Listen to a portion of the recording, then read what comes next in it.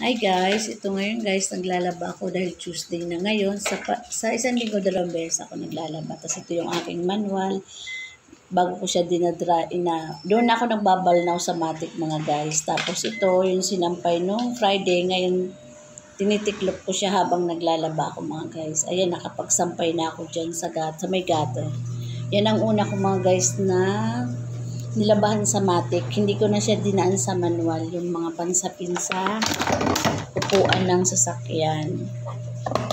Tapos ngayon, mga guys, sinunod ko yung aking mga t-shirt. Sunod-sunod na yan, mga guys.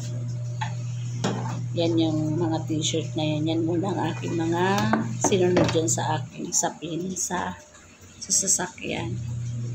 Tapos guys, habang nagda-dryer pala ako mga guys, naglaba ko ng carpet na galing dito sa baba at ilalagay ko doon sa aking console sa taas. Eto guys, nilabahan ko yan sa baba. Tapos pinatuluan ko, tapos sinampay ko na siya dito sa aking gutter. Ayan, inakyat ko. Tapos, nung natuluan siya guys, pinasok ko na dito sa loob ng gutter dito sa may terrace. Ayan na siya guys.